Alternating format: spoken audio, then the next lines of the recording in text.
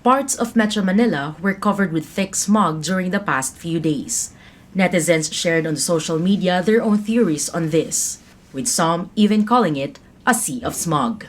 Pagasa explains this is a natural phenomenon, an effect of the so-called thermal inversion. Pag dito na-form yung ulap sa baba, tinatawag natin siyang fog. So, ang cause nun, yung warm air, natatrap niya yung cooler air na malapit sa ground. So, nagkakaroon ng temperature inversion. Then, ang resulta is fog. Ito naman po ay normal lang naman po siya na nangyayari. Hindi naman po tayo dapat masyadong mabahala, pero dapat mag-ingat pa rin tayo kasi di ba pag may mga fog, nare-reduce yung visibility po natin.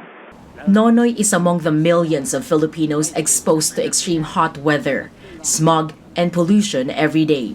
He has been working as a bike messenger for over 2 decades now. He says he's aware his job poses serious risks to his health. Karamihan, nasasabay namin yung motor, sumisingit sa bike lane. Yun, nalalanghap din namin yung mga usok. Kahit usok, pulos yun ang sa paligid, kailangan talagang sundan mo para matapos ng trabaho mo. Edmar is no different. He says working as a motorcycle taxi driver is challenging, but he has learned to endure hardship to earn a living. Walang ganong pasahero. Naiwas po siguro sila sa init tsaka pollution, yung hangin. Medyo rin, suffocate. Yun, di maiwasan yung usok, kasama na sa trabaho namin yan.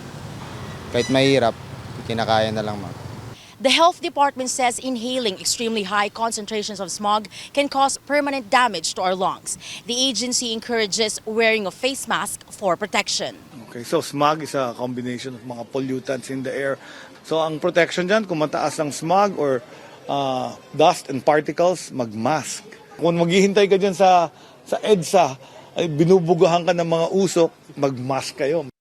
EJ Gomez, CNN Philippines.